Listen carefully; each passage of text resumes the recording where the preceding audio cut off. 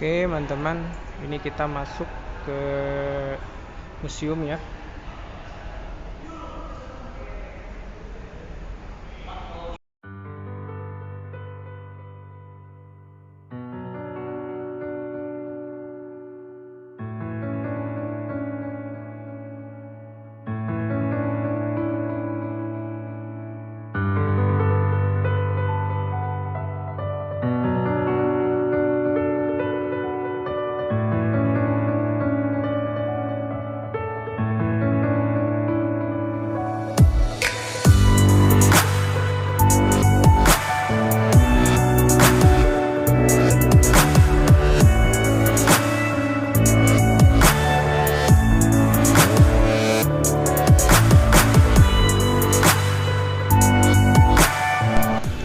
Oke, bismillahirrahmanirrahim. Assalamualaikum warahmatullahi wabarakatuh.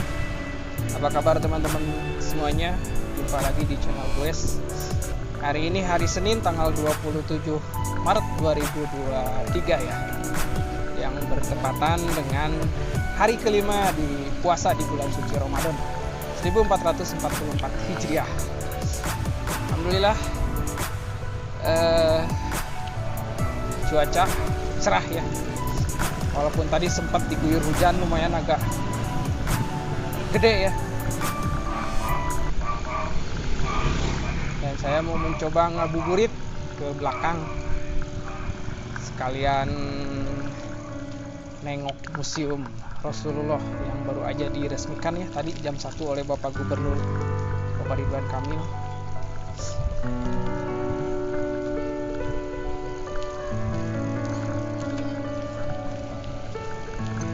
Oke, jangan kemana-mana, tetap stay tune di channel ini ya.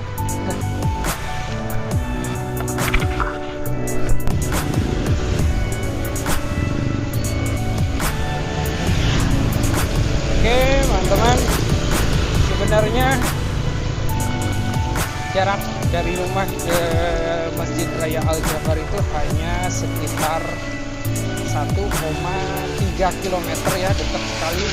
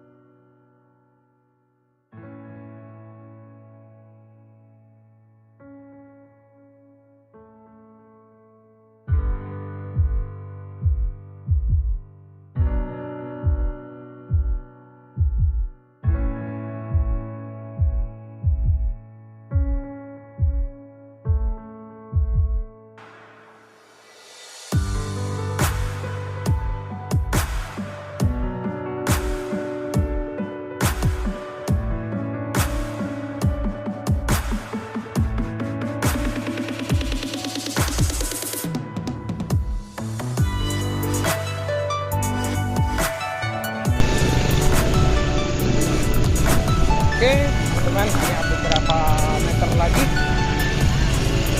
Ayo, mata.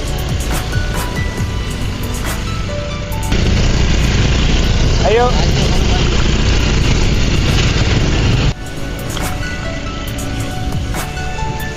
Belok ke kanan. Yuk.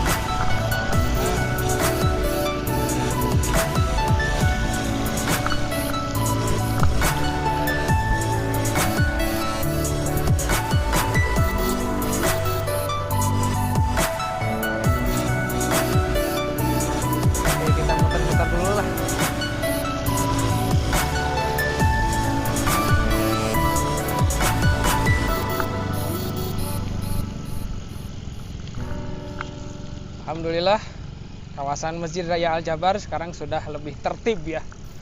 Nggak ada PKL. Di sini biasanya banyak nih PKL.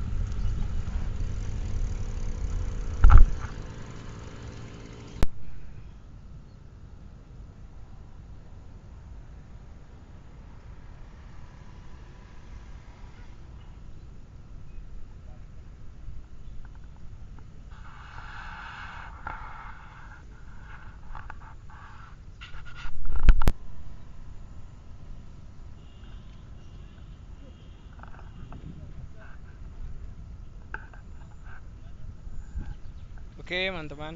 Nanti di sini rencana ada wisata air ya. Luar biasa, tapi belum selesai bikin perahu-perahuannya. Nanti dari sini ke sana tuh. Muter-muter.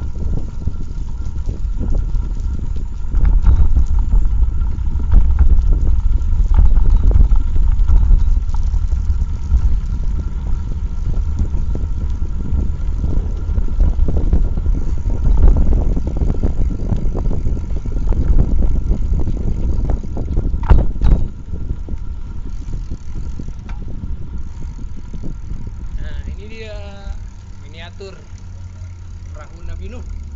Allahu Akbar.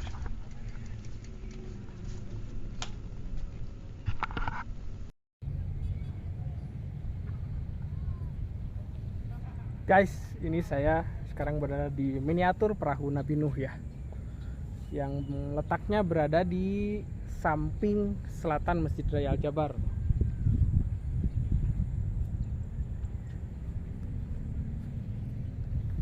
Pokoknya ngabuburit di Masjid Raya Al Jabar asik.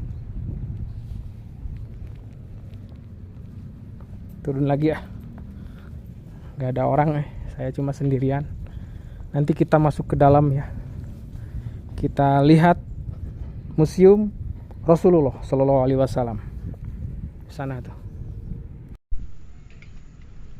Oke, dari miniatur perahu Nabi Nuh kita maju lagi ke arah timur ya, untuk memasuki Masjid Raya Al Jabar, sekalian melihat museum Rasulullah Shallallahu Alaihi Wasallam.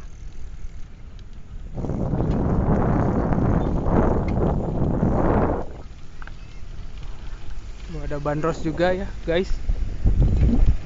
Kita masuk ke ini nih, apa ini namanya nih?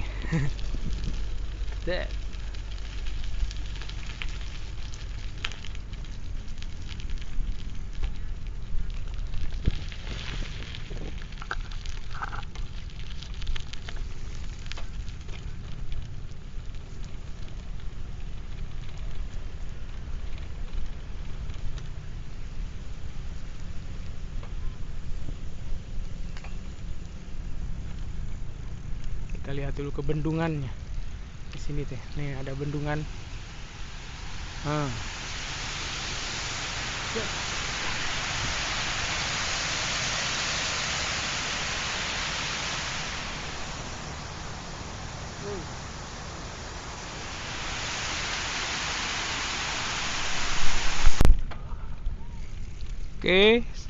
kita sekarang berada di depan Masjid Raya Al Jabar ya. Tuh, tempat parkirnya banyak. Nah, Nah, ini kita berada di sebelah timur Masjid Raya Al Jabar. Dan di sana Jalan Raya Cimencrang ya. Nah, kita turun. Oke.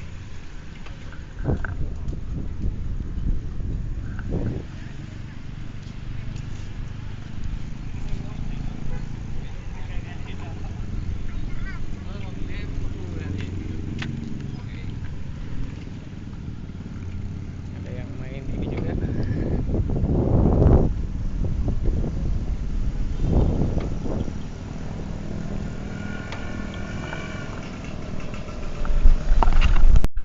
Oke teman-teman, saya sekarang berada di dalam Masjid Raya Al Jabar ya, yang baru saja dibuka kembali karena sempat ditutup sementara ya, karena untuk pemeliharaan masjid ya, baik di dalam maupun di luar masjid ya, karena kemarin pengunjungnya sangat luar biasa, antusias datang dari mana-mana, sehingga pengunjung ada yang kurang menjaga kebersihannya ya, seperti buang sampah sembarangan, terus menginjak rumput dan sebagainya, dan akhirnya ditutup kurang lebih 1 bulan ya, mungkin ya kurang lebih 1 bulan ditutup, akhirnya dibuka kembali pada tanggal 23 Maret 2023 ya, atau bertepatan dengan awal Ramadan 1444 Hijriah ya.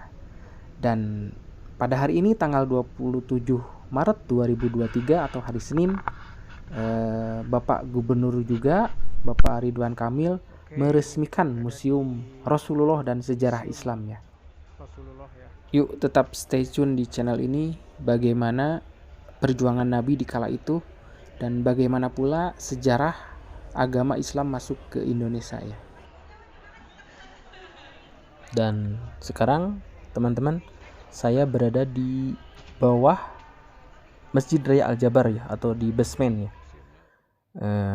Nanti kita akan masuk ke dalam, ke Museum Rasulullah ya. Dan tepatnya ada di sebelah kiri tuh di depan. Tuh yang ada security. Kita masuk ke sana.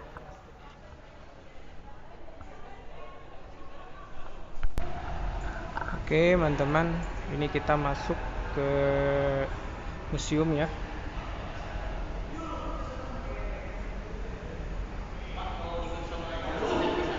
Ya, ambil footage-nya doang. Footage aja. Ya.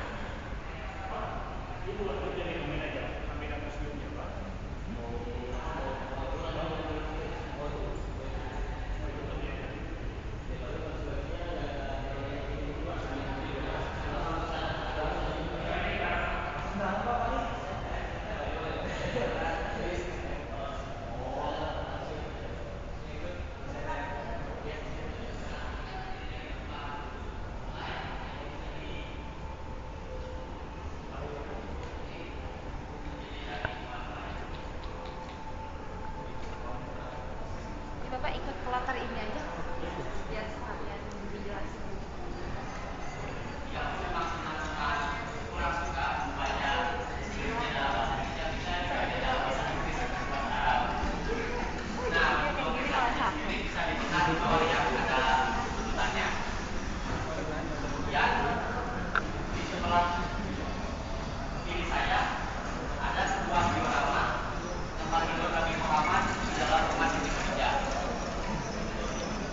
Kita bisa melihat bahwa dari sini pun Nabi Muhammad merupakan seorang yang sangat sederhana. Tidak ada barang-barang mewah ataupun yang berlapiskan emas yang beliau gunakan. Kemudian di sebelah saya ada sebuah maket rumah Siti Khadijah. Nah, maket tersebut bisa kita lihat menggunakan augmented reality atau yang sering disebut AR. Boleh mendekat saja kita lihat bagaimana animasinya.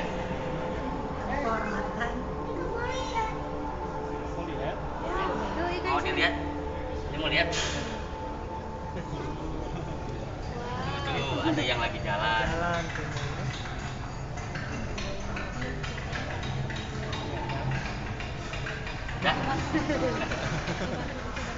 Nah ya, Selanjutnya di sini juga ada sebuah diorama perabotan di dalam rumah Nabi Muhammad itu sendiri. Bisa dilihat perabotannya pun tidak ada yang mewah, tidak ada yang seperti apa, tidak yang berlapiskan emas ataupun apa, hanya peralatan yang sangat sederhana. Kemudian selanjutnya kita akan membahas mengenai sejarah terbentuknya Kota Mekah. Kota Mekah itu dulunya sebuah tanah gersang yang tak berpenghuni. Nah, mulainya kehidupan di sana ketika adanya Nabi Ibrahim dan istrinya, kemudian anaknya. Siapa yang tahu anaknya Nabi Ibrahim? Nabi Ismail. Nabi Ismail, betul. Nah, di Kota Mekah sendiri kita juga tahu bahwa di sana pun di sana ada sumber mata air yang berhak karena semuanya telah memegang bersama-sama. Bisa dilihat juga ya Ibu dan Bapak, di sini ada ilustrasi Ka'bahnya. Nah, dan di sini tempat yang sekarang adanya Hajar Aswad.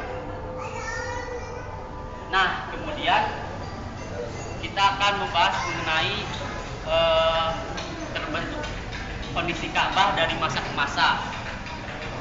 Dari kapan sih Ka'bah itu ada? Nah, Ka'bah itu ada ketika Nabi Ibrahim alaihissalam membangun kembali Ka'bah bersama Ismail.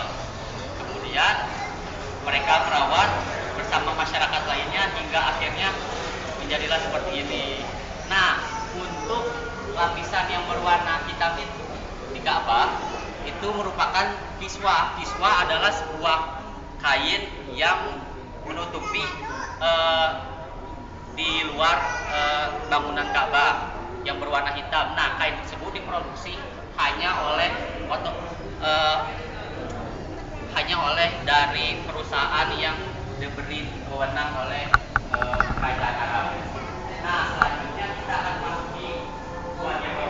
Boleh ke merapat sini.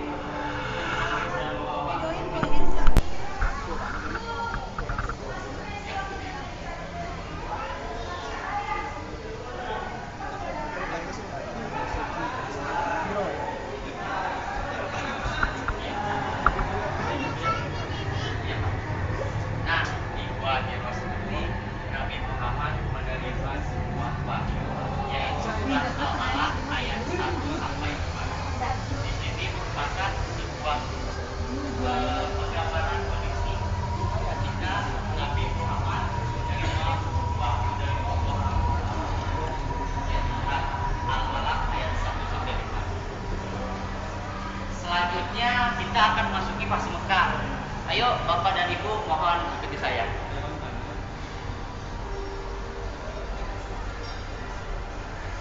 Nah, di fase Mekah sendiri dibagi menjadi dua bentuk dakwah. Ada dakwah tersembunyi dan dakwah yang terang-terangan. Pertama kita akan memasuki mengenai dakwah sembunyi-sembunyi. Boleh ikuti saya? Nah, kenapa sih dinamakan dakwah sembunyi-sembunyi? Karena selama 3 tahun Nabi Muhammad itu dakwah hanya untuk orang-orang terdekatnya.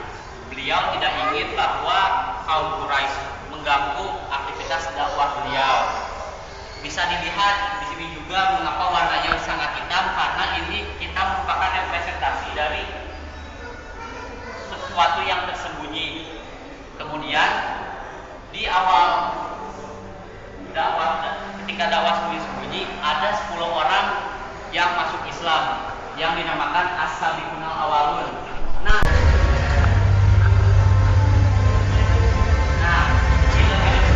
animasi depan merupakan sebuah animasi ketika Nabi Muhammad pergi ke langit, terbang ke langit ketujuh, menaiki sebuah atau seorang burung.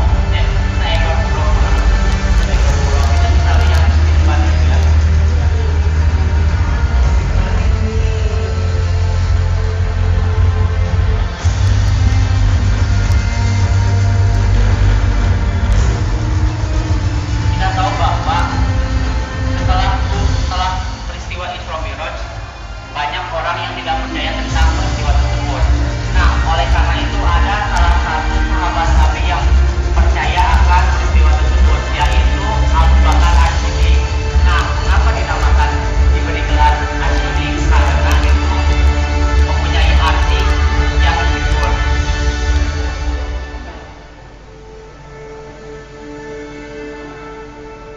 di peristiwa Isra Mi'raj pun Nabi Muhammad bertemu Nabi Musa yang pada saat itu menawarkan bahwa mengapa tidak jangan 50 kali perintah sholat, waktu sholatnya ke rekan saya yang sebelah kanan, silahkan jika ingin melihat.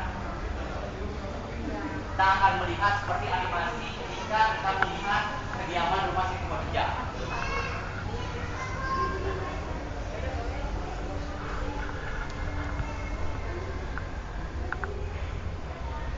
Nah, itu ada di aktivitas sekitar Siti Khadijah.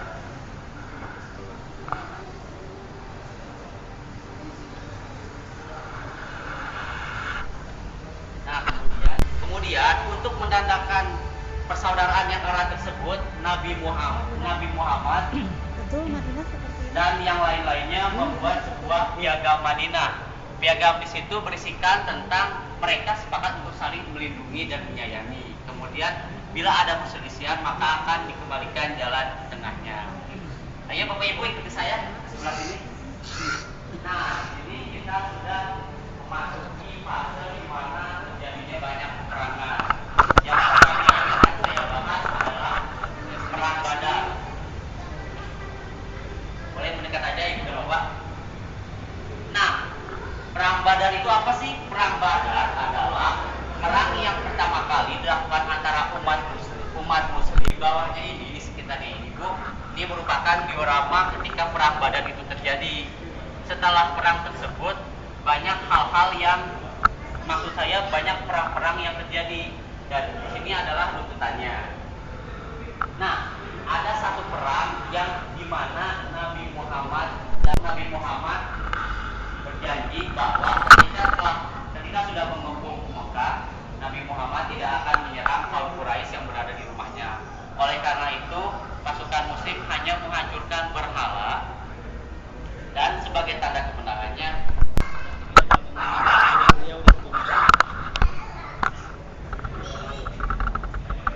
kemudian yang mana lagi? Oh ya, selanjutnya di sebuah market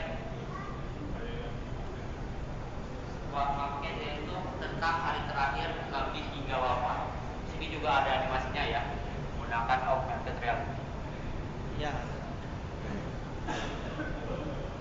Ini momen di mana Rasulullah SAW melaksanakan sholat di Masjid Nabawi dalam keadaan sakit.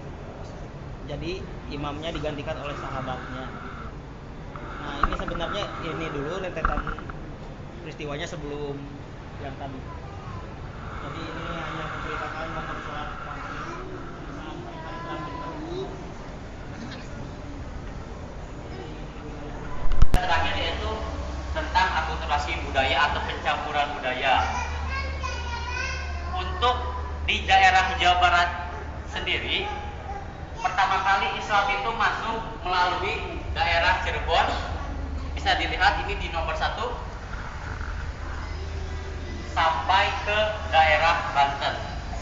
Nah, bisa kita lihat di depan Ibu dan Bapak ada sebuah gerbang yang bernama Gerbang Cirebon. Nah, Gerbang Cirebon ini menandakan kita akan masuk ke dalam sejarah-sejarah yang ada di daerah Jawa Barat. Ayo silakan Ibu dan Bapak ikuti saya.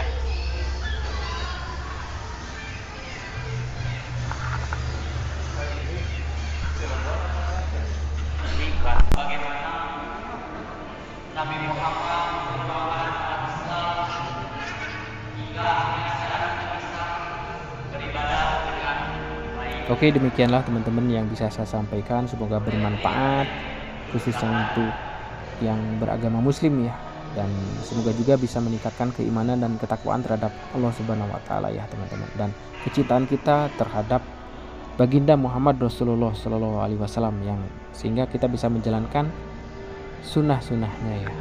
Amin. Oke, demikianlah wisata religi kali ini, goes wisata ya. Sampai jumpa di goes selanjutnya. Assalamualaikum warahmatullahi wabarakatuh.